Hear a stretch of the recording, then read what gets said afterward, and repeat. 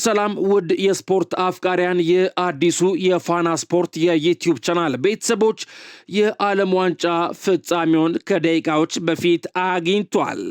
ስፔንን የ2026 የዓለም ሻምፒዮን በማድረግ የአሜሪካዊ የዓለም ዋንጫ ከወዲሁ ተጠናቋል። የአሰልጣኝ ሉዊስ ዲላፎንቴ ስብስብ ስፔን የዓለም ሻምፒዮኗን አርጀንቲናን 1-0 በማሸነፍ የውድድሩ አሸናፊ ሆናለች። ፌራን ቶሬዝ ሀገሩን የዓለም ዋንጫ አሸናፊ ያደረገችውን ብቸኛ ግብም ማስቆጠር ችሏል። ስፔን ከ16 ዓመታት በኋላም በታሪክ ለሁለተኛ ጊዜ የዓለም ዋንጫውን ማሸነፍ ችላለች። ስፔን፣ አርጀንቲና እና እንግሊዝ የ2026 የዓለም ዋንጫ የደረጃ ሰንጠረዡን ከ1 እስከ 3 በመሆን ማጠናቀቅ ችለዋል። በጨዋታው ላይ አርጀንቲናዊ የመሃል ሜዳ ተጫዋች ኤንዞ ፈርናንዴዝ በቀይ ካርድ ከሜዳ ተሰናብቷል። ጎሉ የ47 ሚሊዮን ስፔናውያን ነው ብሏል። ሀገሩን የዓለም ዋንጫ አሸናፊ ያደረገች ግብ ያስቆጠረው ፌራን ቶሬዝም የተቆጠረውን ጎል የህዝባችን ነው ሲል ተደምጧል። ጎሉ የመላው የ47 ሚሊዮን ስፔናውያን ነው ያለው ቶሬዝ የኔ የግሌ ብቻ አይደለም ሲልም ደስታውን ገልጿል። በዓለም ዋንጫው ትችቶችን ሲያስተናግድ የነበረው ፌራን ቶሬዝ ይህ ጎል የመላው የ47 ሚሊዮን ስፔናውያን ነው ሲል ተናግሯል። ጨዋታው አስቀድሞ ማለቅ ነበረበት፣ በዚህ ትውልድ እኮራለሁ ያለው ደግሞ አሰልጣኝ ሉዊስ ዲላፎንቴ ነው። ከጨዋታው በኋላ በሰጠው አስተያየት ጨዋታው አስቀድሞ ማለቅ ነበረበት ሲል ተናግሯል። አሰልጣኙ እንዲህ ብሏል። ኤሚሊያኖ ማርቲኔዝ ያዳናቸው ኳሶች ጨዋታው እንዲረዝም አድርጎብናል ሲል ጨዋታው አስቀድሞ ማለቅ ነበረበት ብሏል። አሰልጣኙ በተመዘገበው ውጤት ቡድናቸውን ሲያወድስም በዚህ ትውልድ እንኮራለን፣ ዋንጫውን ማሸነፍ ይገባን ነበር ሲል ተናግሯል። በርካታ የስፖርት አዋቂዎችም ስለ ጨዋታው አስተያየታቸውን እየሰጡ ይገኛል።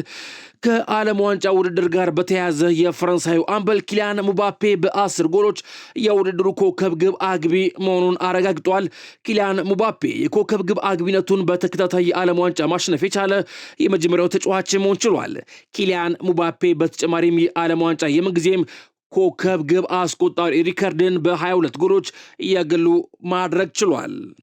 ቤተሰቦች በትልቁ ፋና ስፖርት የዩቲዩብ ቻናል ላይ ለጊዜው ቪዲዮዎችን እየሰራን አይደለም። እናም ይህንን አዲስ የዩቲዩብ ቻናል ሰብስክራይብ በማድረግ ቻናላችንን አብረን እናሳድግላለሁ። እንዲሁም ቪዲዮን ላይክ ካላደረጋችሁት ላይክ ለማድረግ አሁንም አልዘገያችሁም፣ ላይክ አድርጉት። መረጃዬን ልቀጥል። ከምሽቱ ጨዋታ መጠናቀቅ በኋላ የዓለም ሻምፒዮን የሆኑት ስፔን ብሔራዊ ቡድን ተጫዋቾች የነበራቸው ቁጥራዊ መረጃ ምን ይመስላል የሚለውን ስንመለከት ሶፋ ስኮር ከ10 ነጥብ ሰጥቷቸዋል። በግብ ጠባቂነት ቦታ ላይ የነበረው የስፔን ብሔራዊ ቡድን ግብ ጠባቂ ኡናይ ሲሞን 6.5 ከ10 በሶፋ ስኮር ተሰጥቶታል። እንዲሁም ፔድሮ ፖሮ 6.5 ከ10፣ ፓው ኩባርሲ 7.7 ከ10፣ ላፖርቴ 6.9 ከ10 ና ማርክ ኮኩሬላ 6.6 ከ10 ማግኘት ችሏል። መሃል ሜዳው ላይ የነበሩት ተጫዋቾች ደግሞ ስንመለከት ሮድሪ 8.1 ከ10፣ ፋቢያን ሩይዝ 6.6 ከ10። ፊት መስመር ላይ የነበሩትን ደግሞ ስንመለከት ላሚን ያማል 7.5 ከ10፣ ኦያርዛባል 6.7 ከ10፣ ባኤና 6.5 ከ10 ማግኘት ችለዋል። በሌላ በኩል መሃል ላይ የነበረው ሌላኛው የስፔን ብሔራዊ ቡድን ተጫዋች ዳኒ ኦልሞ 6.9 ከ10 ማግኘት ችሏል።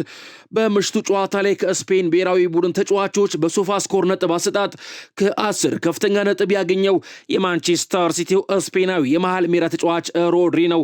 8.1 ከ10 ማግኘት ችሏል። በአርጀንቲና በኩል ከፍተኛ ነጥብ አገኘ የተባለው በሶፋ ስኮር ነጥብ አሰጣጥ መሰረት ኤሚሊያኖ ማርቲኔዝ ነው። 9.3 ከ10 ማግኘት ችሏል። ቤተሰቦች ስለ ጨዋታው ዳሰሳ ከሰዓታት በኋላ በሚኖረን የስፖርት ዝግጅት ፕሮግራም ላይ ይዘንላችሁ የምንመጣ ይሆናል። ለአሁን ውጤት ለመግለጽ ያክል ነው። ቤተሰቦች ትልቁ የፋና ስፖርት የዩቲዩብ ቻናል ላይ ለጊዜው ቪዲዮዎችን እየሰራን አይደለም። እናም ይህንን አዲስ የዩቲዩብ ቻናል ሰብስክራይብ በማድረግ ተቀላቀሉን። እንዲሁም ይህንን ቪዲዮ ለብዙዎች እንዲዳረስ ላይክ አድርጉት። በሌሎች የስፖርት መረጃዎች ከሰዓታት በኋላ ተመልሼ እመጣለሁ። ተመልሰን እስከምንገናኝ እስከዚያ ሰላም ቆዩልኝ።